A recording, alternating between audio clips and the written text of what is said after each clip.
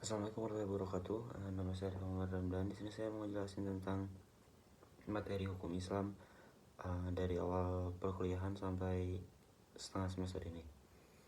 Yang pertama ada istilah dan pemahaman terkait Islam dan hukumnya.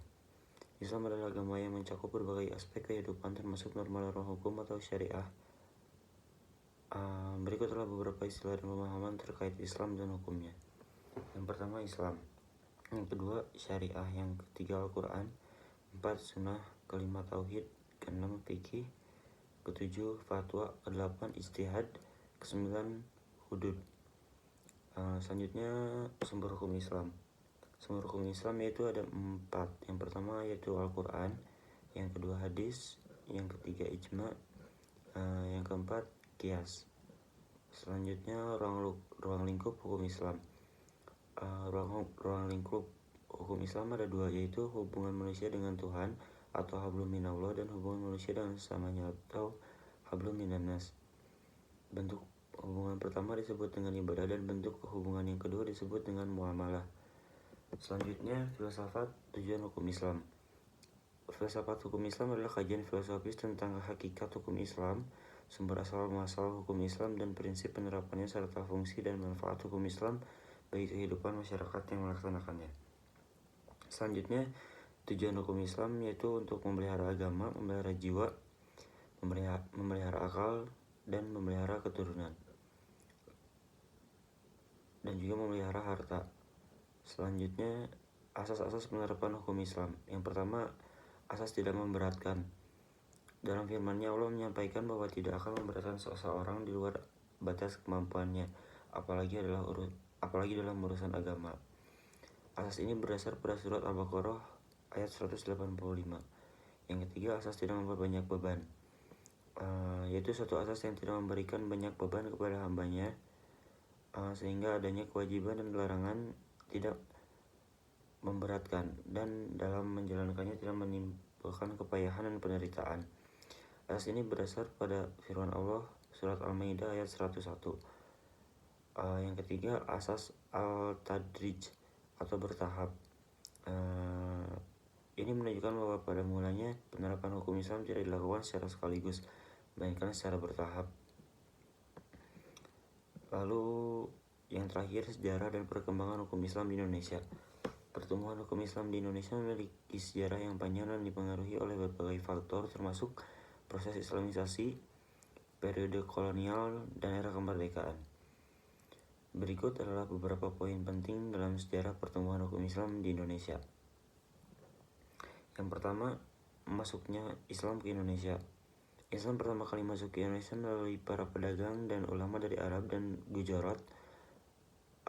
Proses islamisasi ini berlangsung secara bertahap dan diikuti dengan pembentukan kerajaan-kerajaan Islam di wilayah Nusantara. Yang ketiga, sistem hukum adat dan Islam. Meskipun Islam menjadi agama mayoritas di beberapa wilayah, sistem hukum adat setempat masih memiliki pengaruh besar. Proses integrasi antara hukum Islam dan adat istiadat lokal berlangsung seiring waktu. Yang ketiga, penyebaran Islam di Nusantara. Melalui proses dakwah dan perdagangan, Islam menyebar ke seluruh Nusantara. Kesultanan Islam seperti Kesultanan Aceh, Demak, Banten, dan Mataram menjadi pusat-pusat penyebaran Islam dan memiliki sistem hukum yang mencerminkan ajaran Islam. Yang keempat, era kolonial Belanda. Pada masa penjajahan Belanda, hukum Islam ditekan dan digantikan dengan sistem hukum kolonial. Namun pengaruh hukum Islam tetap ada dalam masyarakat dan lembaga-lembaga Islam, meskipun tidak diakui secara resmi. Yang kelima, awal abad ke-20. Gerakan reformasi Islam di awal abad ke-20 membawa perubahan dalam pandangan terhadap hukum Islam. Gerakan ini mengadvokasi penggunaan hukum Islam dalam kehidupan sehari-hari dan mendorong pendirian lembaga-lembaga Islam yang mandiri. Keenam, peran Masyumi dan NU. Partai Masyumi dan Nahdlatul Ulama memiliki peran penting dalam membawa pemahaman dan penerapan hukum Islam di tingkat nasional. NU khususnya memainkan peran besar dalam pendidikan dan penyebaran hukum Islam. Yang ketujuh, era kemerdekaan. Pada masa kemerdekaan Indonesia, hukum Islam diakui dan diakomodasi dalam sistem hukum nasional. Pembentukan lembaga-lembaga seperti Majelis Ulama Indonesia dan peningkatan peran hukum Islam dalam masyarakat mencerminkan penerimaan dan pertumbuhan hukum Islam di Indonesia. Yang kedelapan, reformasi hukum Islam. Setelah reformasi 98, terjadi peningkatan dalam pembahasan dan reformasi hukum Islam di Indonesia.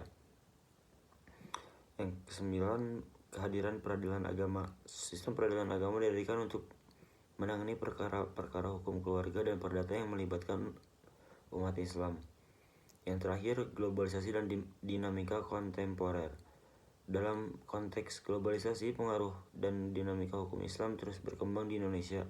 Diskusi tentang implementasi hukum Islam di tengah dinamika sosial dan politik terus berlanjut.